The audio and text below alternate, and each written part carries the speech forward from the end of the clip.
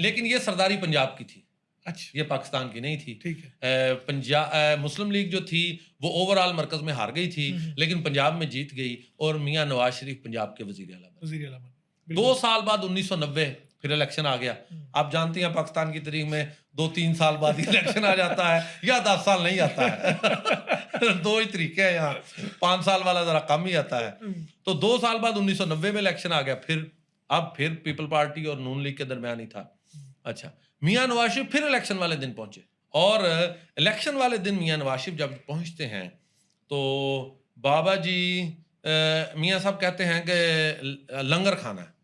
बाबा जी कहते हैं नहीं, हम लंगर नहीं खिला सकते हैं। चौधरी मोहम्मद अकरम कहते हैं कि मैंने ज़रा बाबा जी से प्यार था तो मैंने अर्ज़ किया ज़रा मेहरबानी करें, इतनी दूर से आए हैं, थोड़ी सी हसरत है, आप ये पूरी कर दें। खैर आपने लंगर खाने की इजाज़त दे दी, लंगर पेश किया, वही जैसे दरबार शरीफ का सादा मामूल था, प्याली में कोई प्रोटोकॉल नहीं, कुछ नहीं, वैसे प्रोटोकॉल ही। का तसव्वुर ही नहीं।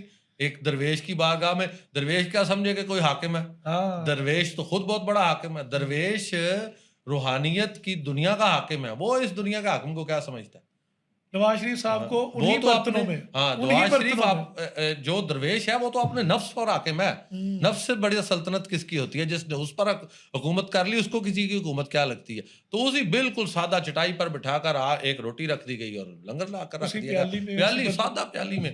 खैर लंगर खाया, लंगर खाने के बाद आपने मियां नवाज शरीफ को कहा कि आपको जीत मुबारक, लेकिन एक बात साथ कही, आपने फरमाया मियां साहब याद रखें ये जीत आपकी किसी खूबी की वजह से नहीं मिली, ये अल्लाह के करम की वजह से है, अल्लाह का करम न भूलना। ये ये बरबला कह बात दिया। साफ, हाँ। और इसको रिपोर्ट करने वाले चौधरी मोहम्मद अकरम भी हैं जो चीफ सेक्रेटरी से, और कमरुज़्ज़मान एक पर्सनल सेक्रेटरी हुआ करते थे नवाज शरीफ के, ये दोनों ये बात रिपोर्ट करते हैं कि बाबा जी ने कहा कि मियां साहब इस जीत को अपनी कोई कामयाबी ना समझना, ये अल्लाह के करम से हुआ है, अल्लाह का करम ना भूल जाना, और रुखसत कर दिया। ये वो इलेक्शन है जिसमें मियां नवाज शरीफ साहब वजीर आजम बन गए पाकिस्तान के। ये भी इलेक्शन के दिन का ही वकूआ है 1990 का।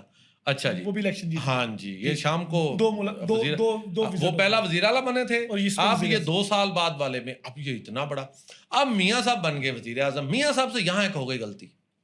मियां साहब 1.5-2 माह के बाद इस जाम में कि मैं तो अब वजीर आजम पाकिस्तान हूँ, इजाजत तलब नहीं की, पूछा नहीं, और अपने आप इस्लाम करने के लिए कैंप दारुल में बाबा जी के पास।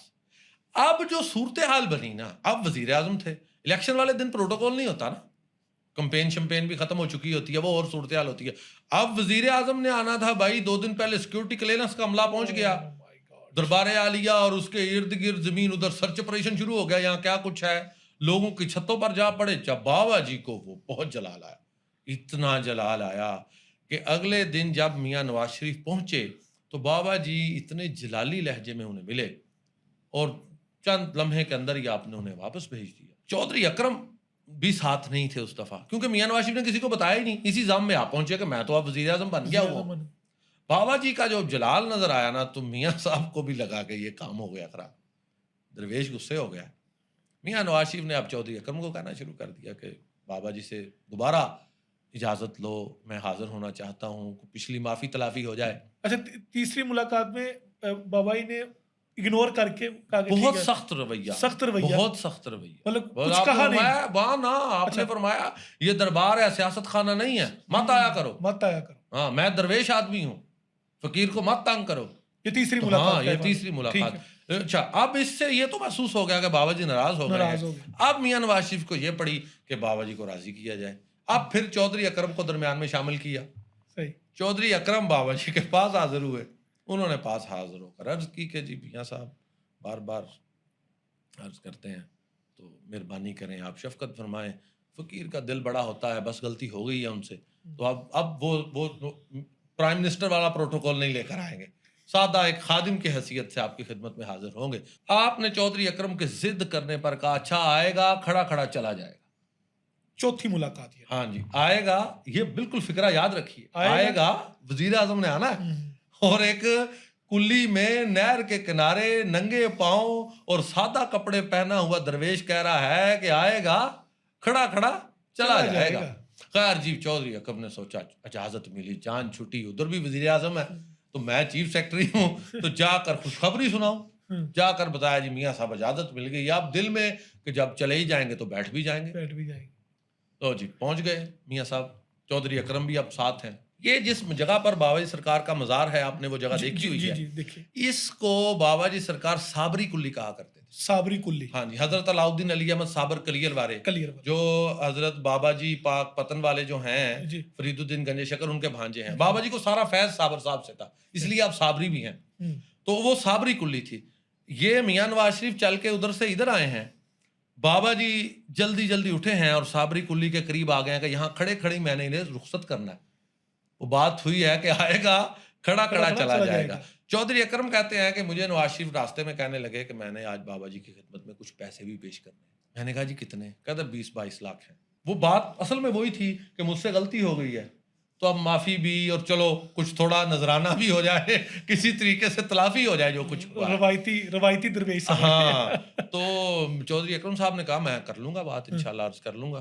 तो चलें, जब पास पहुँचे हैं, बाबा सरकार ने सलाम लेते ही दुआ करके हाथ खड़े उस कुल्ली के पास खड़े होकर। और आप कुल्ली भी देखा है, वो गोल सी है। उस वक्त ये सादा हुआ करती थी, शहतूत, टाली, बेरी इसकी शाहों के साथ बनी थी, इस तरह नहीं थी। अब तो बड़ी नफीस कुल्ली है, तो वो बड़ी सादा सी थी। बहरहाल वो कुल्ली फकर का शान थी, ये भी बड़ी शान वाली है, लेकिन जो बाबा जी के अपने हाथों से बने हुई थी उसकी क्या बात थी। अच्छा, बाबा ने दुआ के लिए हाथ खड़े किए। कोई चंद सेकंड, आपके दुआ के हाथ इतने ही होते थे, चंद सेकंड, बहुत लंबी देर तक दुआ नहीं फरमाया करते थे। बस इतने, दरवेश का इतना हाथ खड़ा कर देना काफी होता है किसी के लिए। अच्छा, आपने हाथ फेरा, चलो वापस। हाथ फेरते ही कहा चलो वापस हेलीकॉप्टर की तरफ। चौधरी अकरम ने अर्ज किया जी मियाँ साहब कुरान माल की जियारत करना चाहते हैं। आपने फरमाया वापस, सख्त लहजे। चौधरी अकरम ने समझा कि मैं बड़ा प्यारा हूं, मैं फिर अर्ज करूं हुजूर ने। आपने फरमाया मैंने कहा था आएगा खड़ा खड़ा चला जाएगा, वापस चलो। चौधरी अकरम के तो आसान कथा हो गए, उन्हें तो वो पैसों वाली बात गई भूल कि मैंने वो 20-22 लाख की बात भी करनी थी। मियाँ नवाज शरीफ ने, इनका हौसला कुछ और तरह का होता है, इन्होंने कहा चला और कुछ नहीं, पैसे वाली बात मैं खुद कर लेता हूँ। ये आगे हुए, उनका बाबा जी मैं कुछ आपकी खिदमत में नजराना पेश करना चाहूँगा। क्या पेश करना चाहते हो जी? को है जी 20-22 लाख का चेक पेश करना चाहता हूँ। पास एक दरख्त था, आप फरमाने अब सबसे बात सुनो, सब बात सुनो जितने लोग थे। ये क्या है? दरख्त है जी, इसके ऊपर क्या है? पत्ते हैं। आपने फरमाया जो अल्लाह इस दरख्त को और इन पत्तों को रिज़्क देता है, वही अल्लाह मुझे रोज रिज़्क देता है। और मैंने अपने उस अल्लाह से वादा किया हुआ है कि मैंने रोज का रिज़्क जो तूने दिया आज तेरी मखलूक में तकसीम करके सोना है। जब रोज सुबह उठता हूं मेरी जेब में कोई पैसा नहीं होता, फूटी कौड़ी नहीं होती, अल्लाह रोज नया रिज़्क अता करता है। मैंने आपका दिया हुआ पैसा कबूल नहीं करना।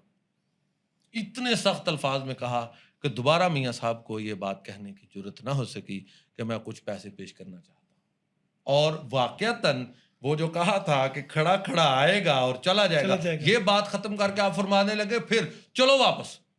और आपका चलो जो है ना, मैं अभी आपको कह रहा हूं, हमने सुना हुआ अपने कानों से, बहुत सख्त अल्फाज होते थे। इतना कभी तो आवाज हमारे घर पहुंचती थी, किसी को कह रहे चलो, वो बंदा एक दफा सारा समझ लेके माहौल कांप जाता था कि निकलो भाई, जिसे कहा जा रहा है, कोई और ना किसी पर कोई आफत पड़ जाए एक दरवेश की नाफरमानी करके। बहरहाल जी इसी आलम में वापस निकल गए।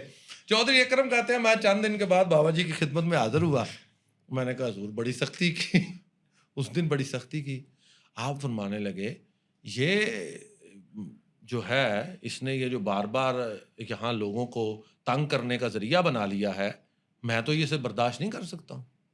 चौधरी अकरम थोड़ा बेतकल्लफ भी थे, कहने लगे बाबा जी वो प्राइम मिनिस्टर है, तो प्राइम मिनिस्टर तो अपने मुल्क में जहाँ मर्जी जा सकता है। आप फरमाने लगे प्राइम मिनिस्टर है तो उसे कहो कि अपनी प्राइम मिनिस्ट्री अपने प्राइम मिनिस्टर हाउस तक महदूद रखे, एक फकीर की कुल्ली तक क्यों पहुँचता है? फकीर को ना तंग करे। चौधरी अकरम फिर कहने लगे जी प्राइम मिनिस्टर है ना जी, प्राइम मिनिस्टर जा सकता है।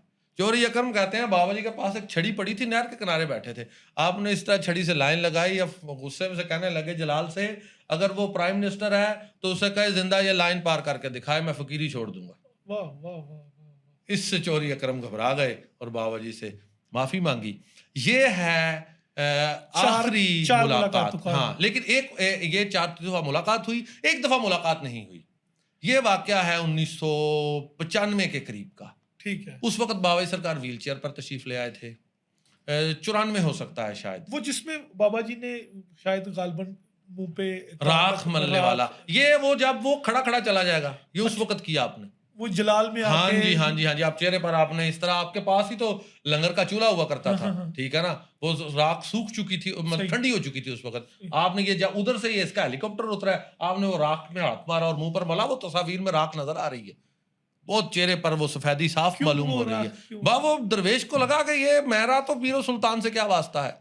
ये नवाज शरीफ जब पहली दफा आए थे ना, तो बाबा जी ने इसके आने से पहले एक पेपर पर कुछ तहरीर लिखी थी। बाबा जी का अंदाज था, खुद तकरीर नहीं फरमाया करते थे, बहुत कम करते थे। आप जो कहना चाहते थे मुद्दा आप एक पेपर पर लिखते, और जब मजलिस बर्पा होती तो किसी मुबल्लिग को जिसका वोकल अच्छा होता, जो अच्छा बोलता, उसे वो देते और माइक पर पढ़कर सुना देता। ये मियां नवाज शरीफ साहब जब पहली दफा आए हैं, ये बाबा जी के साथ बैठे, वो वीडियो भी मौजूद है, और वो मुबल्लिग उठकर वो बाबा जी का, आपने फरमाया आज जो मैंने अभी अभी लिखा है इसे पढ़कर सुनाओ, तो उस पर लिखा था, हजरात मेरे शेख शुयूख ने मुझे ये हुक्म दे रखा है कि अपनी सारी जिंदगी किसी मीरो सुल्तान के साथ कोई वास्ता नहीं रखना और उनकी कोई नजर न्याज कभी कबूल नहीं करनी। ये वो फकीर को था कि मुझे तो हुक्म ये है, इसने रोज तमाशा बना लिया आने का, या इसने रोज ये सूरत हाल बना ली है, तो इसलिए आपने वो एहतजाजन किया, वो जो था। इसके बाद एक दफा जो मैं आपको बताने लगा था कि आए जरूर हैं, मुलाकात नहीं हुई, ये 94 या 95 का क्या है, 5वीं मुलाकात। हाँ नहीं, मुलाकात नहीं हुई, लेकिन आमद है, 5वीं आमद है। आप काफी अलील हो चुके थे, आप पर ज़ौफ़ के आसार बड़े गालिब थे, ख़ास कैफियत का आप उस वक़्त थे, आप उस वक़्त आम मजलिस में बाहर तशरीफ़ नहीं लाया करते थे। तो इस आलम में देखें कि मियां नवाज शरीफ आते हैं, इतना बड़ा आदमी आए तो बंदा कहता भज के मिलिए, तो पैगाम आपको गया, आपने कहा मैंने दुआ खैर कर दी है, तो उसे कहें कि उसके लिए दुआ है। ये उन्हीं दिनों का वाक़या है जिन दिनों में डॉक्टर ताहरुल कादरी आपके पास हाजिर हुए। लेकिन आज देख लें, एक तरफ वक़्त का वज़ीर आज़म है, एक तरफ आलिम दीन है। ताहरुल कादरी के लिए आप बाहर तशरीफ लाए खुद? हाँ, अभी चंद दिन पहले, 2-4 दिन पहले मियां नवाज शरीफ आए थे तो आप नहीं मिले थे। नहीं मिले। हाँ, दुआ की थी, ये जरूर है, सही है। लेकिन बाद में 2-4 दिन के बाद ही लामा डॉक्टर ताहरुल कादरी आते हैं तो बाहर तशरीफ लाते हैं। ये है फकीर की नजर में आलिम की कदर और हुक्मरान को वो जो समझता है। एक बात मैं यहाँ जरूर करना चाहता हूँ कि ये जो एक बड़ा मशहूर हो गया कि बाबा जी ने नवाज शरीफ को कहा था कि 3 बारी तुम्हें सरदारी मिलेगी, ऐसा कोई बात नहीं। ठीक है, ऐसी बिल्कुल ये भी कोई कतई तौर पर कोई ऐसी बात नहीं है, ना दरवेश ऐसी मायूसियां फैलाता है।